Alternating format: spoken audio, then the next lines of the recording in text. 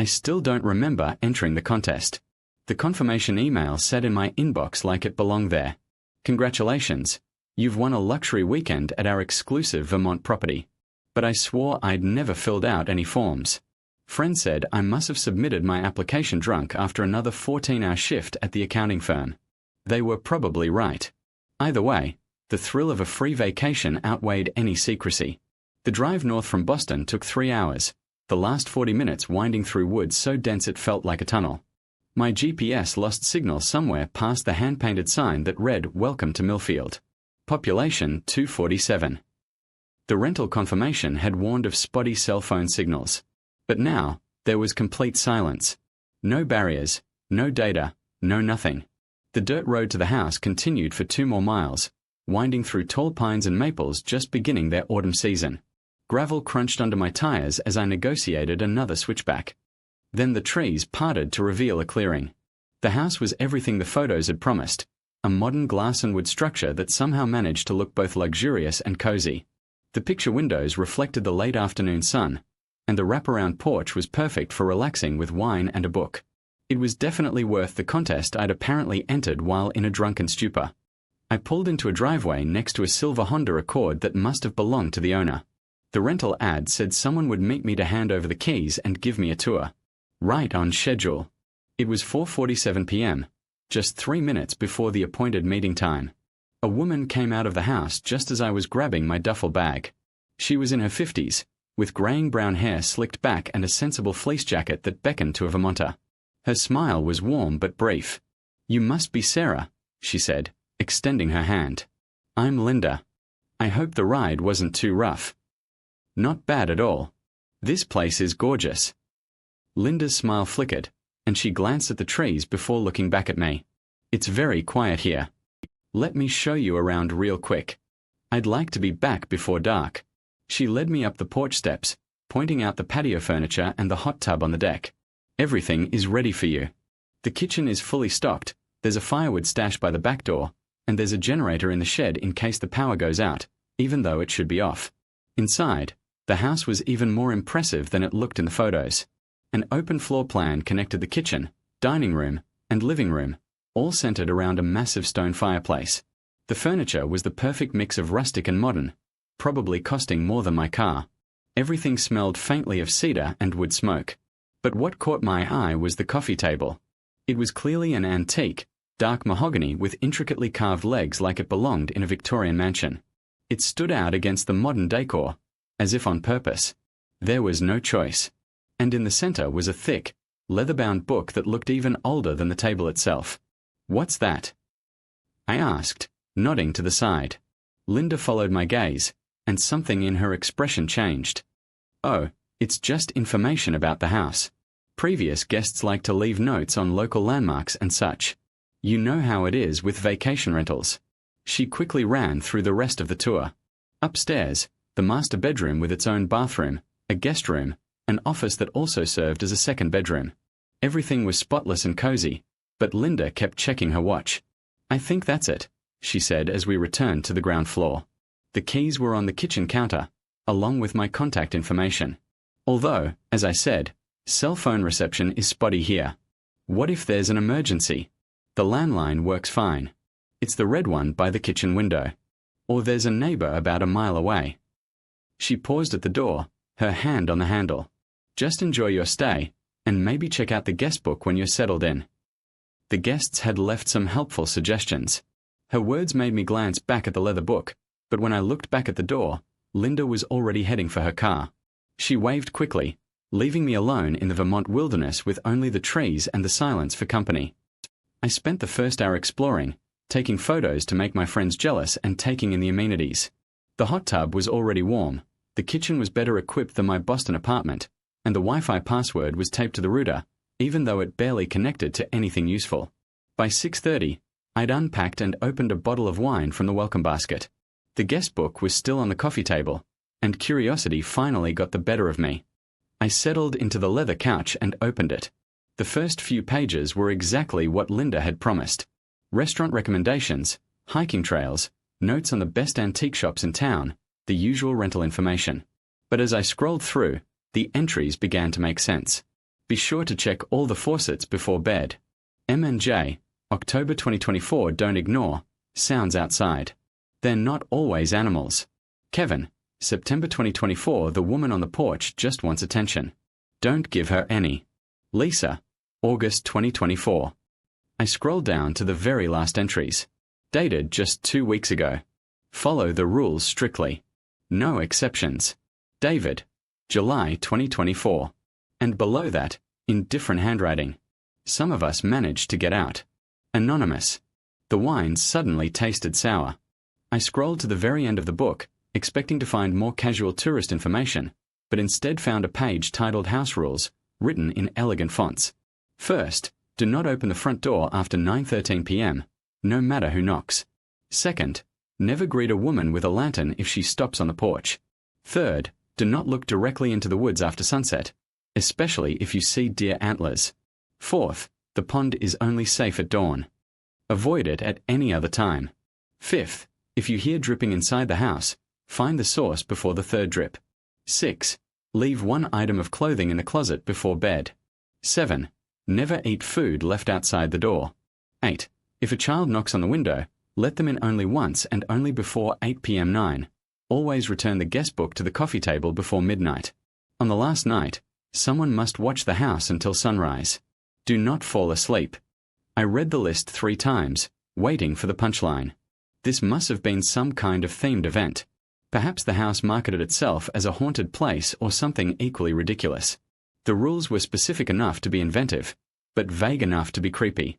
Pretty clever marketing, really. I poured myself another glass of wine and laughed at myself for being scared by what was obviously a ploy. Previous guests had probably played along, leaving colorful notes to enhance the experience for future visitors. I have to admit, it worked. My heart definitely raced as I read the rules. The sun was setting behind the trees, painting the forest in gold and orange hues. I made myself dinner from the fully stocked kitchen, enjoying the silence and the view. It was exactly what I needed, a weekend away from spreadsheets and city noise, albeit with a hint of artificial mystery. By 9:10, I was settled on the couch with my third glass of wine, scrolling through downloaded Netflix on my laptop. The house creaked occasionally as the temperature dropped, but it was that comfortable settling that old houses tend to have. That's when I heard the knock. Quiet, polite, measured. 3 knocks.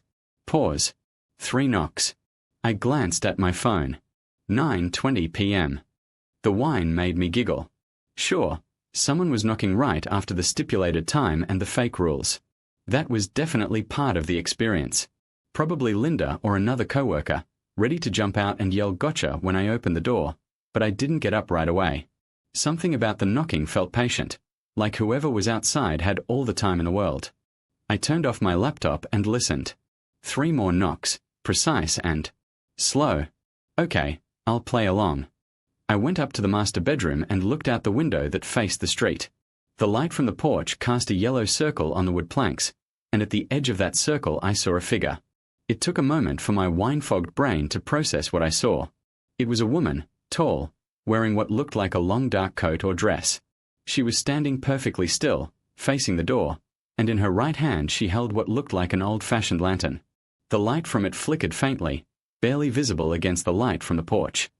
I squinted, trying to make out her face, but the angle was wrong and the shadows were too deep. She simply stood there, motionless, as if waiting for something. The sensible thing to do would be to go downstairs and open the door. Perhaps it was another guest, or perhaps Linda, returning to check on something. But something about her stillness made me doubt it. She hadn't knocked again since I'd come upstairs, and I didn't move a muscle. I remembered the rule: never pay any attention to a woman with a lantern if she stopped on the porch.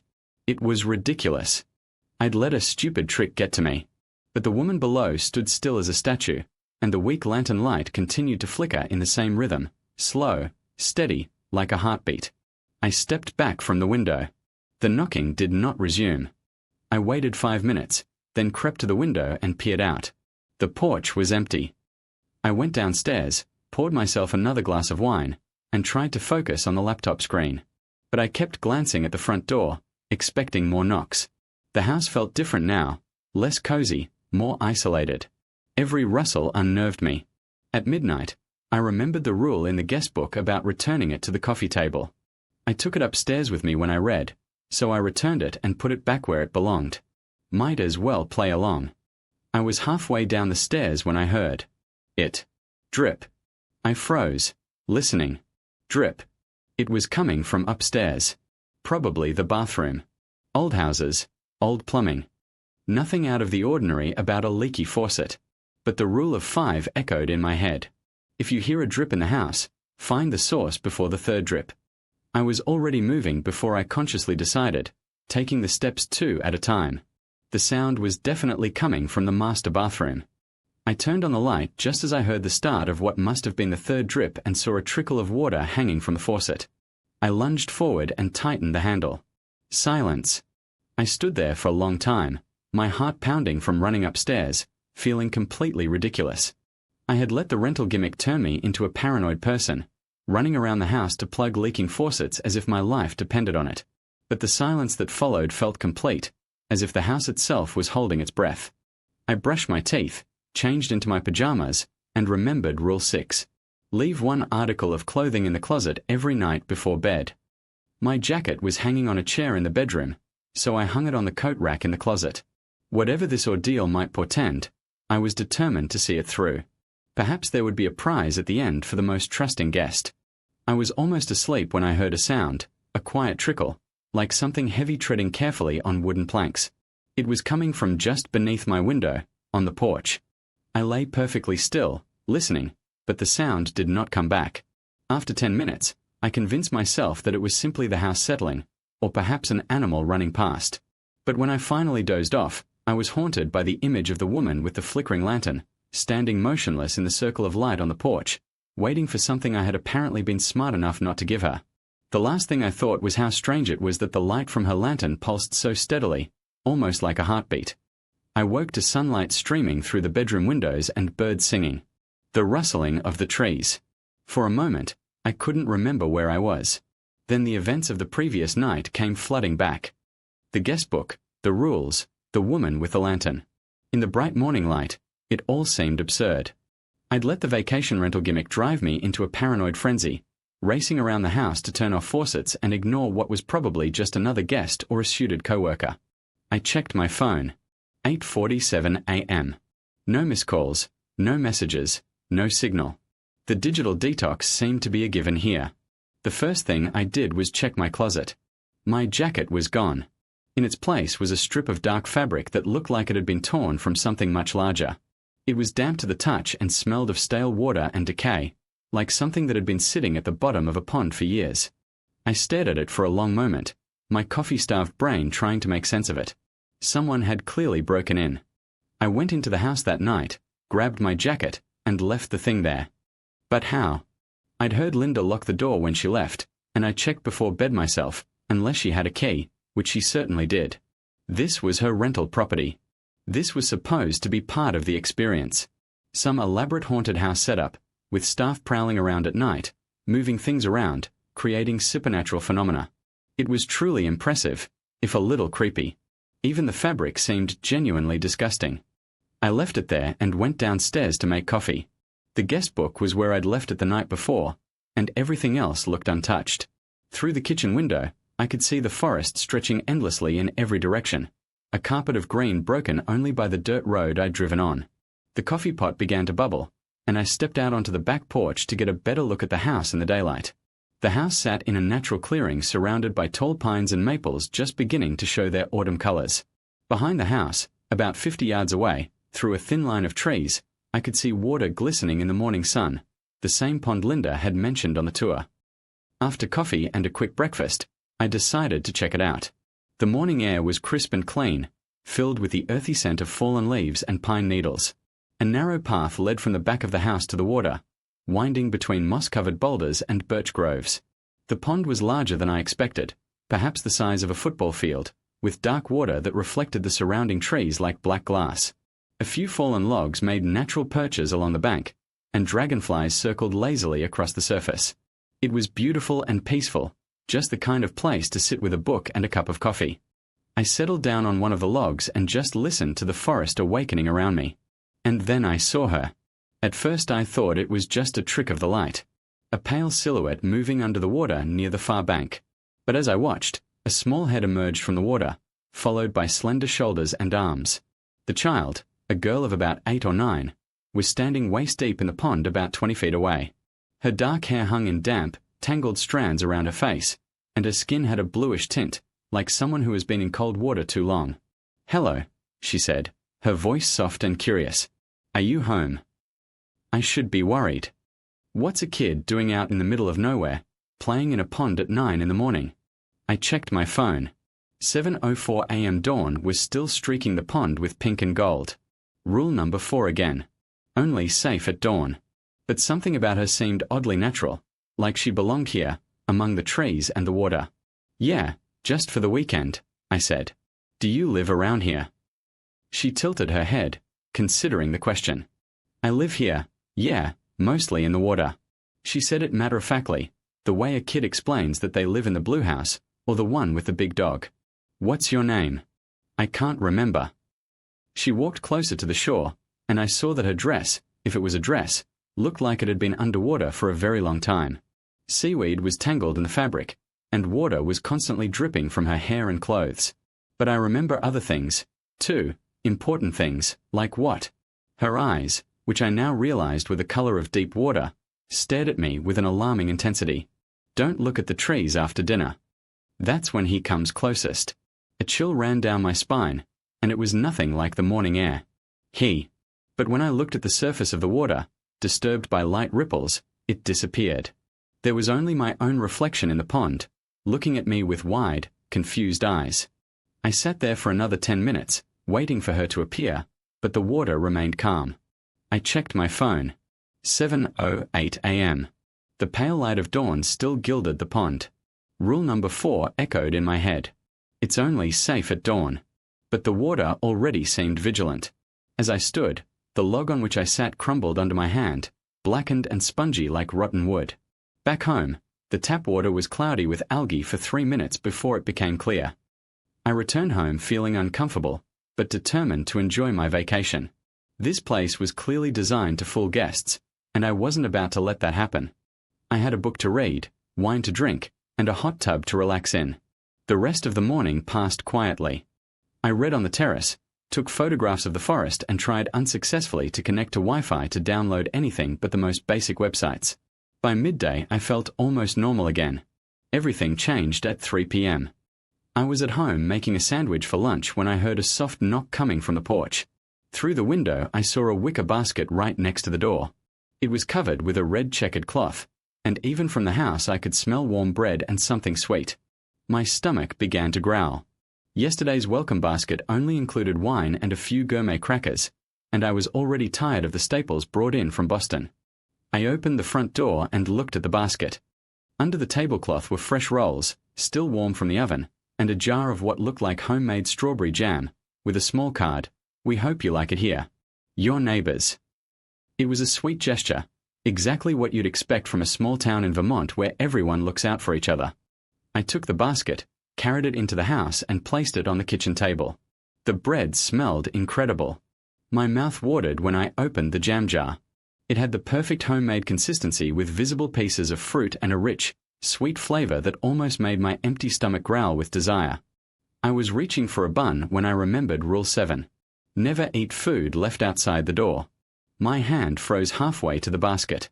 This was getting ridiculous. I let a stupid list of bogus rules stop me from eating what was obviously a kind gift from local neighbors. The bread was warm, the jam looked delicious, and I was hungry. But something about the child's warning echoed in my head. Don't look at the trees after dinner. And an entry in the guest book. Follow the rules exactly. No exceptions.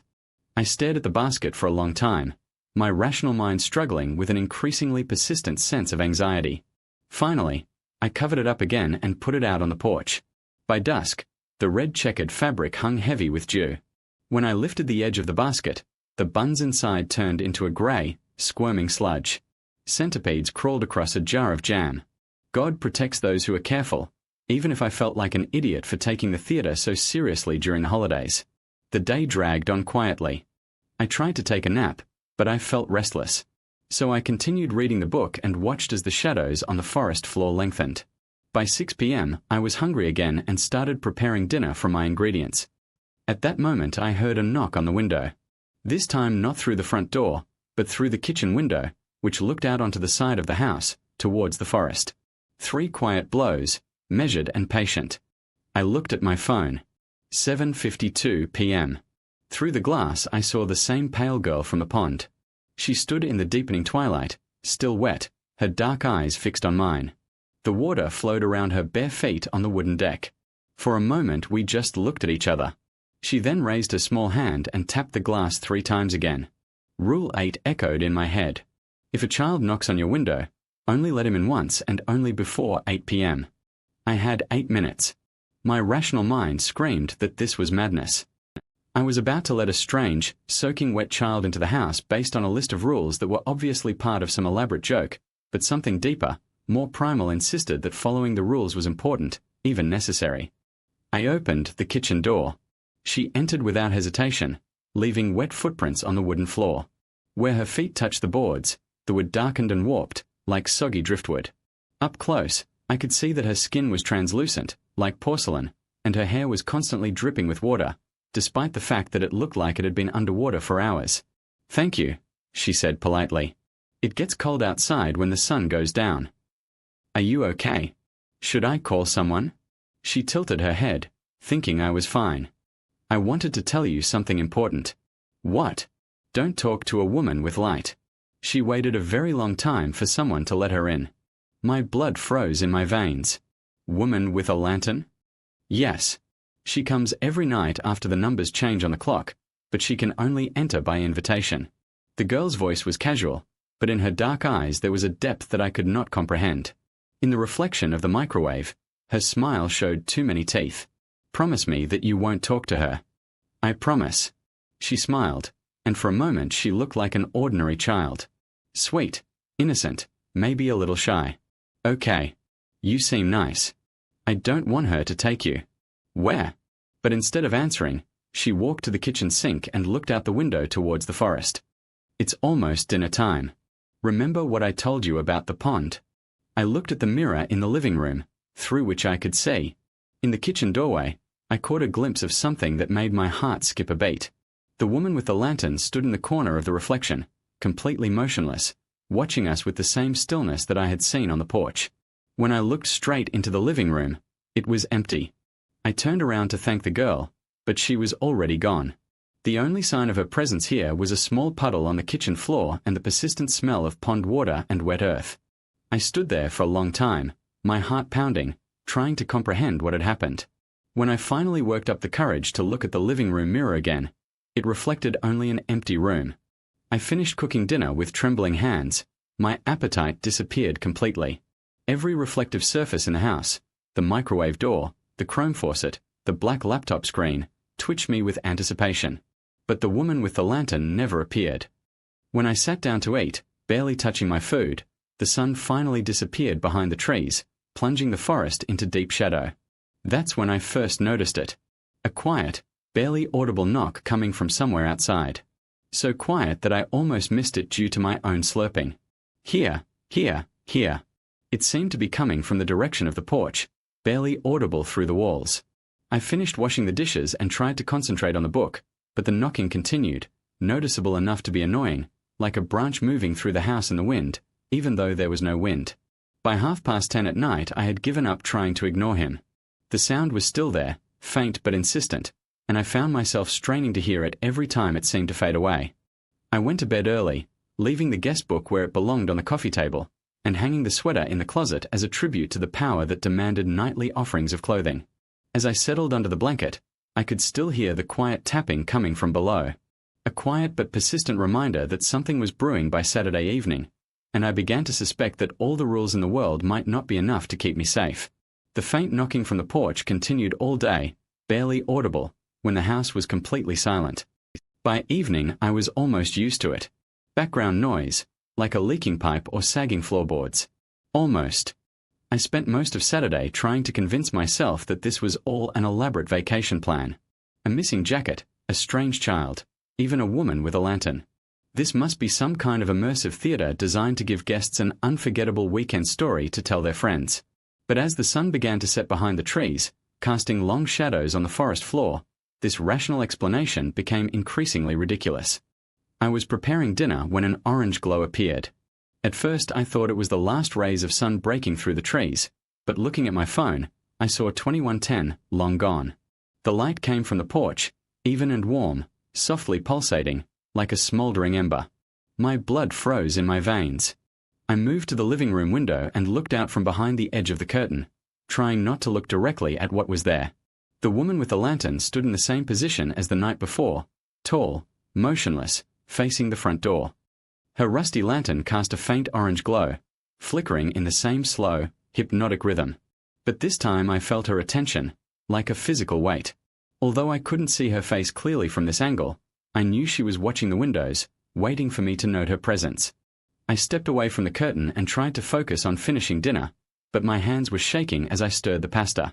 The kitchen window looked out onto the veranda, but I always thought I saw an orange glow reflecting from the glass. The smell of garlic and olive oil filled the kitchen.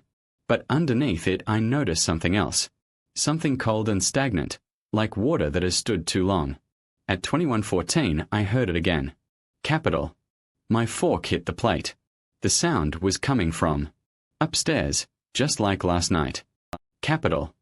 I stood frozen in the kitchen, acutely aware that to get to the stairs I would have to walk past the front door, past what was waiting for me on the other side. The presence of the woman with the lantern seemed to weigh on the house like a bated breath. I could almost hear her shifting from foot to foot on the porch boards, a soft, measured shift of weight, like a person changing position after standing in one position for a long time. Capital. I couldn't wait any longer. I walked through the living room as quietly as possible, staying away from the windows. The front door loomed ahead, and I saw an orange glow seeping around its edges. As I walked past, I heard it, a gentle shift of weight confirming that she was still there, still waiting. I went down the stairs 2 steps. A drop of water flowed from the bathroom faucet, trembling, ready to fall. I slammed the handle shut just as gravity began to overcome it. Silence enveloped the house like a blanket. But when I turned to go down, I realized that the orange glow had disappeared. Through the upstairs window I could see that the veranda was empty. I should feel relieved. Instead, I felt even more anxious. Returning to the kitchen, I tried to finish eating, but my appetite had completely disappeared. The paste smelled like cardboard, and every rustle, the humming of the refrigerator, the settling of the house, tensed me with anticipation. I was loading a plate into the dishwasher when I made a mistake. A flicker of movement in my peripheral vision made me look towards the kitchen window. Not straight into the forest. I remembered the child's warning that you shouldn't look at the trees after dinner, but just catch a glimpse of what moved there. In the distorted reflection of the toaster, the horns scraped against the glass. And below them, barely visible in the gathering darkness, was a skeleton that must have been 8 feet tall. I quickly looked away, but it was too late. The damage was done. The smell hit me first. Rotten leaves mixed with something metallic and sweet, like blood left in the sun. It seeped through the walls, as if the house itself was absorbing it. When I dared to look out the window again, not at the forest, but at the glass itself, the reflection showed empty forests, but the smell became stronger. I moved into the living room, trying to stay away from the kitchen window. All my instincts were screaming at me not to look outside, but I felt like something was watching me from the forest. The weight of this attention was suffocating. Don't look straight, I told myself. Whatever you do, don't look directly at him. But peripheral vision is a cruel thing. Every time I moved, every time I turned my head, I noticed this tall figure approaching the house. First in the distant woods, then at the edge of the woods, then just outside the light of the porch light. The smell was now unbearable. Rotting, and something else that made me sick. At 22:40 I made my second mistake. I was trying to concentrate on the book, desperately trying to somehow distract myself from the presence outside, when a branch broke somewhere in the forest.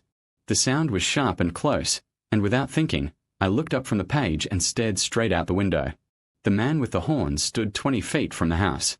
It turned out to be even more terrifying than I had imagined.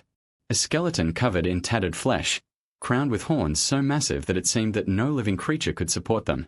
Dark juice dripped from the ends, pooling on the ground at his feet. His empty eye sockets are glued to mine through the glass. I blinked and he was 10 feet closer. I blinked again and he was at the window. His breath fogged the glass as he pressed his face against it, leaving stains of something dark and viscous. Up close, I saw that what I thought was the juice dripping from his horns was something completely different. Something that moved and pulsated as if alive. The smell of rot became so strong that I choked, pressing my hand to my mouth, but I could not look away. His eyeless eye sockets riveted me to them, and with each involuntary blink he seemed to press himself more and more tightly against the glass. The window began to creak under the pressure. That's when I heard her voice. "Don't look at him." I turned around to find the pawn girl standing in the hallway, water dripping from her tangled hair onto the hardwood floor. Her pale dress hugged her small body, and there was an urgency in her dark eyes that I had never seen before. "He feeds on attention," she said, her voice barely louder than a whisper. "The more you watch, the stronger it becomes." I forced myself to turn away from the window, although every instinct demanded that I continue to watch this creature outside. How can I make him leave? You can't. Not now. She came closer, leaving wet footprints on the floor. But you can choose which room to keep safe. Pick one and stay there until morning. What do you mean? She tilted her head toward the coffee table, where the guest book lay in its usual place. The book needs to be back on the table before the clock changes, but they are both waiting now. Lady with light and lady with horns. You will have to choose. I looked at my phone. 23:30. The guest book was upstairs in the bedroom where I was reading. Rule 9 was clear. It had to be back on the coffee table before midnight. But to get it, I had to walk past every window in the house, including where the man with the horns was waiting. And, judging by the living room mirrors, the woman with the lantern also returned. Her tall silhouette stood reflected in the mirror in the corridor, completely motionless and watching. "Choose the room you will guard," the child repeated. I ran upstairs, grabbed the guest book from the nightstand and went downstairs as quickly as possible. Every window I passed could see this tall figure outside, tracking my movement through the house. The smell of rot followed me like a living creature. I put the book on the coffee table, leaving 3 minutes to spare. The moment he touched the tree, all the lights in the house flickered. And then, when the clock on my phone struck midnight, everything changed. The reflection of the lantern woman appeared in each mirror. Bathroom, bedroom, hallway, even the black screen of my laptop. She stood in everyone's corner, motionless as always, but somehow closer than before. The light from her lanterns pulsed rhythmically, and for the first time I was able to discern the details of her face. She had no lips. Her mouth was a dark line across her pale skin, and when she smiled, it showed too many teeth. Outside, a man with horns was visible through every window, front, back and sides. This is impossible because he could not be in several places at the same time. But it was there, in every pane of glass, pressing against the house, as if testing for weakness. The smell of decay was now unbearable, seeping through the walls and making me gag with every breath. "They can't come in," the mortgagee said. She stood at the bottom of the stairs, her small hand resting on the railing.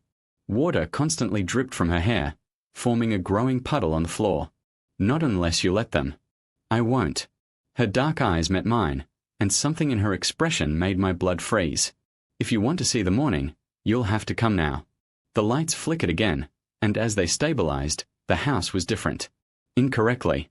Black water was oozing from the walls where there were traces of it. The corridor yawned unnaturally for a long time, completely absorbing the kitchen door. Even the furniture seemed to sink lower, as if the house itself was hunched over and waiting. I looked down and gasped. I had the guest book in my hands, although I was sure I had left it on the coffee table. It was lying on an open page that I had never seen before. As I watched, new words appeared in cobweb handwriting, which seemed to seep into the paper. Only one can see the sunrise. Underneath, fresh ink blossomed like blood in water. Dom is watching what is happening. The house around us groaned. The logs creaked like a ship. In a storm. The lights flickered faster now, casting shifting shadows that made the walls seem to breathe. Through each window, a man with horns approached. In each mirror, the smile of the lantern woman grew wider, and a pawn child was waiting at the bottom of the stairs. Her pale hand reached out to me like an invitation or a trap. "Choose faster," she whispered as something began to scratch every door and window at the same time before they found another way. The scratching of doors and windows grew louder, a symphony of claws on glass, and with that made my teeth ache. The guest book seemed incredibly heavy in my hands, its pages fluttering in the non-existent wind. "Choose quickly," the pawn girl whispered again, her dark eyes reflecting the flashing lights. Spreading over the hard wood and patterns that reminded me of veins, I looked around the living room, my supposed refuge, and realized that this was not the room I had been in a few minutes ago. The sofa was 3 feet to the left of where it was supposed to be. The coffee table was closer to the fireplace. Even the walls seemed to have shifted, making the room seem larger and more cramped at the same time. "What happens to the house?" "He remembers," she said simply. "All the people who were before, all the choices they made." She took a step towards me, leaving another wet trail. "They make a difference. Make the house forget what is real." As if to confirm her words, I heard a door slam somewhere upstairs. Except when I looked at the staircase, it was facing completely in the wrong direction. The steps went up to what was supposed to be the kitchen wall. The lantern woman's glow pulsed brighter on every reflective surface, and now I could see her more clearly. Her Victorian dress hung in rags, and in place of an ordinary face there were human features. There was only stretched skin and a lipless smile. Her eyes were holes, not empty eye sockets, but real holes that seemed to last forever. In the windows, the man with the horns pressed closer. The mist from his breath spread across all the windows, hiding the forest behind him. Its massive horns scratched at the paneling as it moved around the house, circling like a predator. "Back door," the child said, pointing to the kitchen. "Now this is the only way out." I followed her gesture and almost gave a cry of relief. The kitchen looked ordinary, as it should be. The back door was in its place, and through its window I could see the clear forest. No fog, no huge figures, just trees and moonlight. "They can't get to the water," she explained, heading for the door. "Not now, while the moon rose. I can take you to safety." It made sense. After all, she came from the pond, and all this time she was trying to help me. Warnings, tips on the rules. She was trying to save me from what the other two wanted. But something did not give me peace. Rule 10 resonated in my memory. On the last night, someone has to keep an eye on the house until sunrise. Do not fall asleep. What about the rule? I asked. About staying awake until dawn. Her head tilted, and for a moment, her expression became almost sad. Rules for people who want to stay but can't stay now. They are too strong. The scratching intensified, and I heard wood cracking somewhere in the house. The window cracked with a sound like bones breaking. "Hurry up," she urged, reaching for the doorknob. But I hesitated. Something in her movements now seemed different, more insistent, less patient. And when she tilted her head, I saw something that made my stomach clench. The moonlight caught her teeth, sharp needles glistening with pond foam. "Now," she wheezed, her voice echoing from 3 directions at once. Not as grotesque as the lipless grin of a lantern woman, but wider than any child's smile should be. Too many teeth, too sharp, stretching her pale cheeks in a way that made her look painful. "I'm sure," I began to say. Now she insisted, and her voice sounded new. Not the soft, curious child I was talking to, but something harder, something hungry. Before they could break through, the front door slammed shut in the frame. The light of the lantern woman flashed in each mirror at the same time, so bright that I had to close my eyes. When the light dimmed, she was closer in every reflection. No longer standing in the corners, but right behind where I should be standing. But I was no longer in thought. "The choice is simple," the girl said, her 2 wide smiles becoming even wider. "Come with me to the water, or stay and let them in." I looked at the guest book, still clutched in my hands. The words "Only one can see the dawn" seemed to pulse on the page, but new text appeared underneath. "Water also remembers. Everyone who was before, everyone who chose the pond, my blood turned to ice."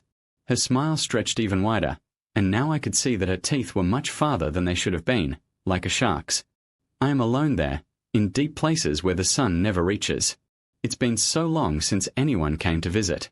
The back door began to open on its own, revealing not the moonlit forest I could see through the window, but complete darkness that reached such a thick smell that I could taste it. "Let's go," she said, holding it out. A pale hand. "That's a lot.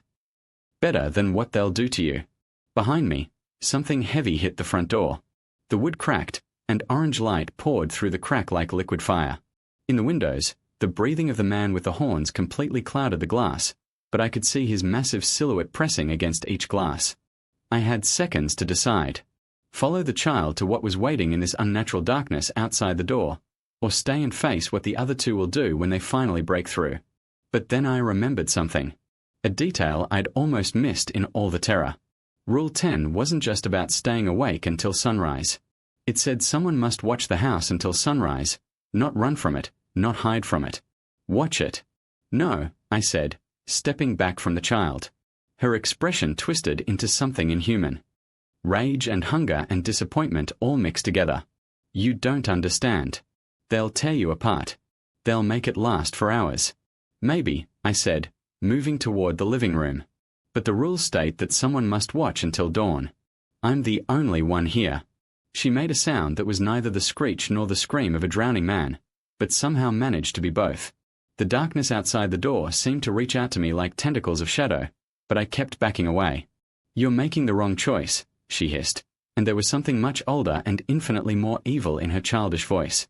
The water is good. The water is fast. Water is a lie, I said, and sat down heavily on the sofa. She rushed, her claws flashing, but when she crossed the threshold, her body disintegrated like a wet rope.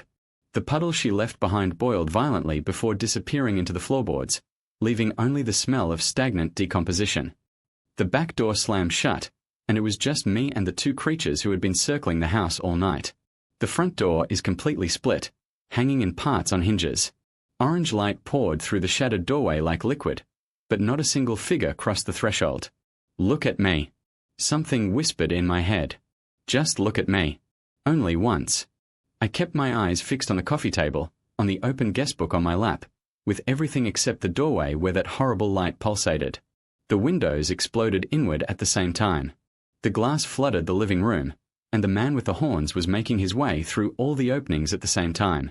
An impossibility that my rational mind rejected even as I watched it happen. He was everywhere and nowhere. A moving mass of bones, horns, and rotting flesh filled my peripheral vision. The smell was overwhelming. Death, decay, and worse. Something that made my stomach cramp and my eyes watered. Look up. A voice in my head insisted, look up and see what's in store for you. But I didn't look up. I looked at the guest book and reread the rules over and over again, using them as a mantra to focus on something else rather than the horrors surrounding me. Do not open the front door after 9:13 p.m. The orange light grew brighter, filling the room until I could see it through my closed eyelids. Never pay attention to a woman with a lantern. Something massive was moving in the air above me, dripping a stinking liquid onto the pages of the book. Do not look directly into the forest after sunset. The house shook as a huge weight descended on the roof and walls, pressing down as if the structure could collapse at any moment. On the last night, someone has to keep an eye on the house until sunrise. Do not fall asleep. So I looked. And not the entities themselves. I never looked directly at them, but I watched the house. I watched the shadows move along the walls in patterns that had nothing to do with light. I watched the pages of the guest book flutter in this incredible wind. I saw my hands tremble as I clutched the leather case, and I didn't sleep. The longest hours of my life dragged on with excruciating slowness. An orange light pulsed around me as if I were inside a beating heart. The smell of rot came and went in waves. Everything was happening out of my field of vision. Shapes that challenged geometry. Sounds that hurt to hear. But I didn't. I was awake. I watched the house and waited for dawn. At 6:23 a.m., the first ray of sunlight touched the east windows. Everything stopped. The orange light disappeared as if someone had flipped a switch. The pressure in the air dropped so suddenly that my ears were blocked. The smell of decay was gone, replaced by the clear smell of morning air coming in through the broken windows. I looked up for the first time in hours. The living room was destroyed. Furniture is overturned, windows are shattered, and there are deep holes on the walls that look like claw marks. But it was empty. Fully. Completely empty. I sat there for another hour, not quite believing that it was all over. When I finally plucked up the courage to examine the house, I found damage everywhere. Torn screens, broken doors, mirrors with cracks in the form of spiderwebs, but the entities themselves were not visible. By 8 o'clock in the morning, I packed my things and loaded the car. By 9 a.m., I was halfway back to Boston, shaking so badly that I had to stop twice to recover. I never wrote a rental review, never contacted Linda about the damage, Never told anyone the real reason I got home a day early after a relaxing weekend getaway. But after 3 months, curiosity got the better of me. I searched the internet for a rental ad just to see if it was still active. It was, and according to the booking calendar, someone named Michael Chen had just confirmed his booking for the following weekend. New photos were added to the listing. The damage was somehow completely repaired. The house looked exactly as pristine as it had been when I first arrived. In the photograph of the dressing room, the familiar strip of dark fabric was half hanging behind the door. Later that day, a new review was published. Amazing experience. The host really goes above and beyond to make your stay unforgettable. The house has such a character and local folklore adds to the fun at the weekend. Can't wait to go back. Sarah M. I stared at the screen for a long time. My hands were shaking again. I never wrote this review, but someone or something wanted to make sure the next guest came. They always do that. When I closed the browser, my phone vibrated. Notification. Congratulations. You've won our Vermont vacation contest. Linda's name flashed beneath him as the bell came in.